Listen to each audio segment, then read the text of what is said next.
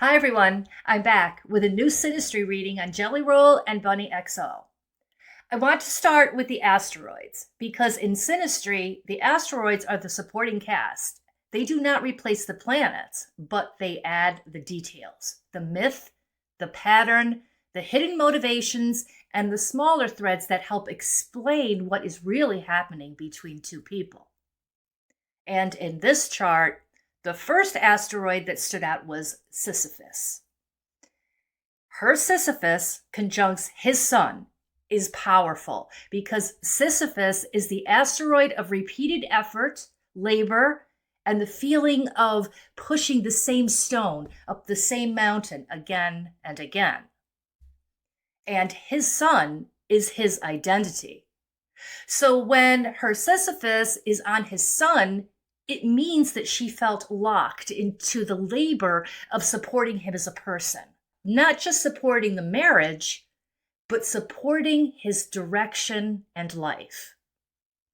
So she keeps trying and carrying the weight of the relationship, even when it feels like the effort is never finished. But after a while, the myth becomes brutal. Because Sisyphus is not tired after one attempt. Sisyphus is tired because the work never ends. Now, his Jupiter conjuncts her Penelope. And this is important because Penelope is the archetype of loyalty, waiting, and devotion, and also holding down the home front while her husband Odysseus is on his long journey. Jupiter expands whatever it touches. So his Jupiter on her Penelope magnified her loyalty to him. It made her believe in him, believe in the marriage, believe in the larger purpose of the bond. This is the kind of contact where one person can feel this is worth waiting for. This is worth holding together and having faith in. But Jupiter does not always know when enough is enough. So this can also show loyalty that is stretched beyond its natural limit. Its patience made too big.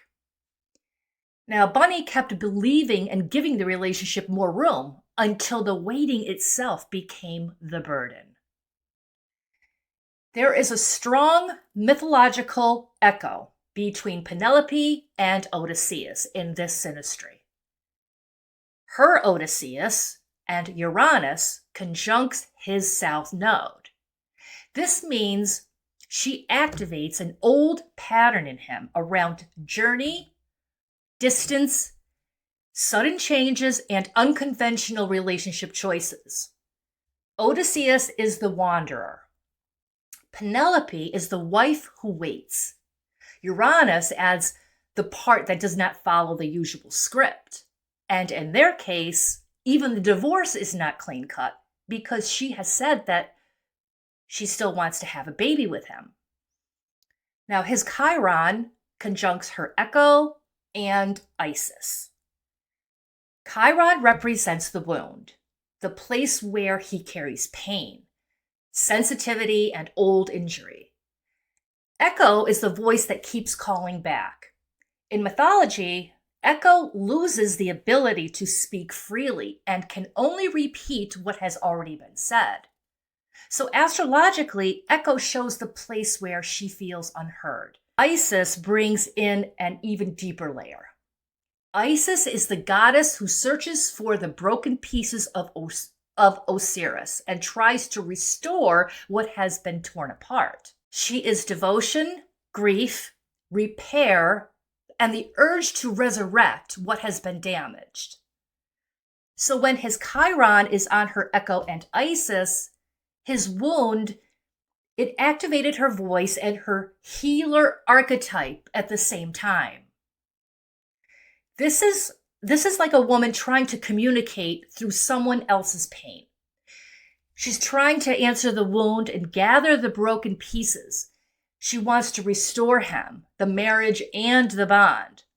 But that is exhausting because Echo keeps trying to be heard. And Isis keeps trying to repair what was broken. If he didn't meet her in the work, eventually the healer becomes the one carrying the pain too.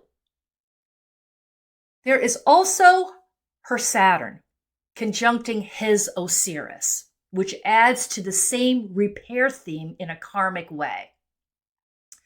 Osiris is the broken masculine, the god who is torn apart and must be restored. Saturn brings duty, responsibility, burden, and endurance, and the feeling of having to hold something together. So her Saturn on his Osiris shows that she felt responsible for stabilizing the broken or wounded parts of him. It reinforces the idea that she was not just loving him, but carrying the duty of his restoration. His Melpomene and Moira conjuncts her ascendant, and this is important because it is directly on her ascendant. The ascendant is the front door of the chart. It shows how a person enters life and meets the world and presents themselves to others. Melpomene is the muse of tragedy, the sorrowful arc, the painful chapter, and the part of the story where love and loss can exist in the same room. Moira is connected to the three fates in Greek mythology.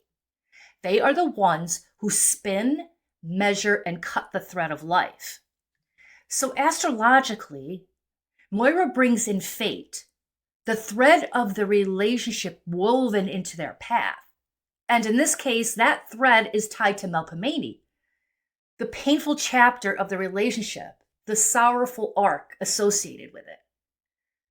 So when his Melpomene and Moira are on her ascendant, his fated and sorrowful storyline touches the way that she moves through the relationship. This was not just something she felt privately. It became something she had to carry in how she showed up, how she responded and moved through their bond of the relationship. Now she has Sedna, that's a dwarf planet, and it's conjuncting her IC in Taurus natally. So Sedna is already part of her emotional foundation. The IC is the root of the chart, the home, family, the private life, and the place where a person needs to feel safe. Sedna brings themes of abandonment, betrayal, and survival after being cast out or left without support. In Taurus, this is tied to safety, stability, loyalty, and comfort, and the need for something solid. So when his Sedna conjuncts her IC and Chiron, he is activating a natal wound around safety and abandonment. His Sedna touches the same place in her chart where she already carries Sedna and Chiron wounding. This shows a relationship that presses directly on her private wound. The fear of being left, the fear of losing stability, and the need to survive when the foundation is shaken. Then we have his Requiem conjunct her Venus. This is important because her Venus is in Pisces, and her Venus is also conjunct her Tantalus asteroid natally.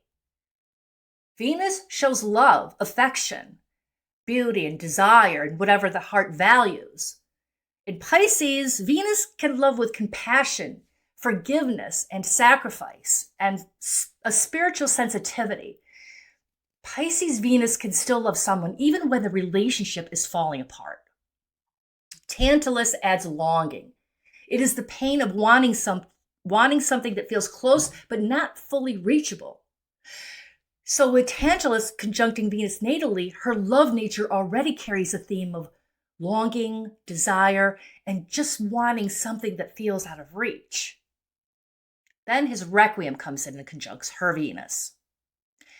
Requiem brings mourning, endings, and grief around something beloved. So this does not mean that the love simply disappeared.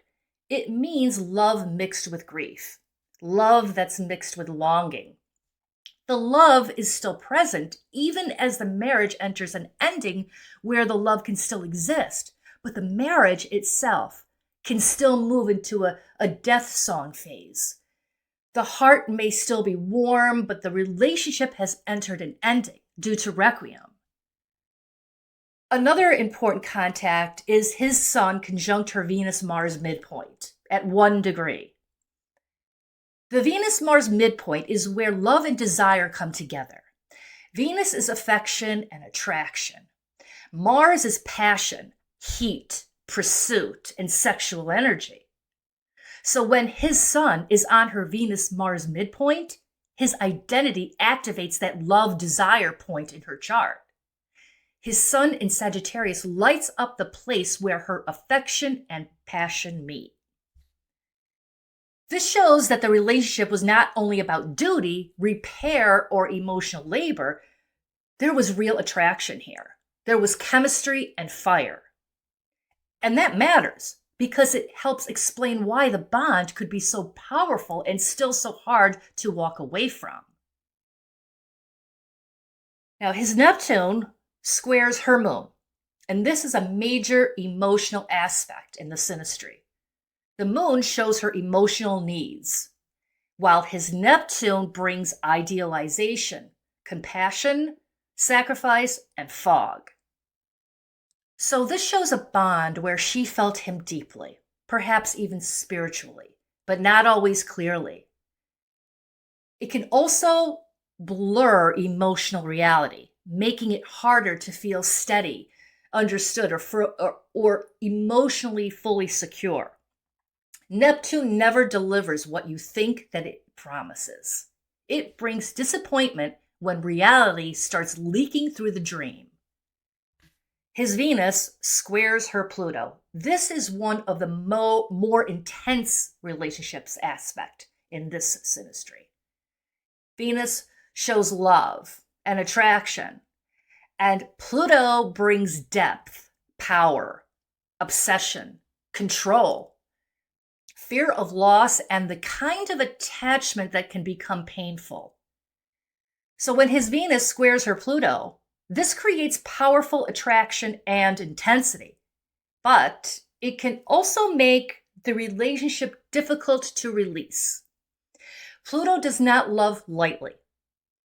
Pluto attaches, transforms, and sometimes suffers before it lets go.